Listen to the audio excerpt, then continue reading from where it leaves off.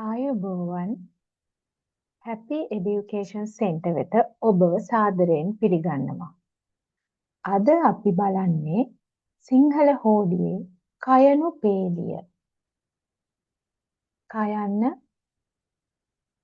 කායන්න, කෑයන්න, කෑයන්න, කියන්න, කීයන්න, කුයන්න, කූයන්න, කියන්න, කේයන්න, කයියන්න, කොයන්න, කෝයන්න, කවුයන්න. හොඳයි. අපි බලමු නැවතත් මේ අකුරු ශබ්ද කරන්නේ කොහොමද කියලා.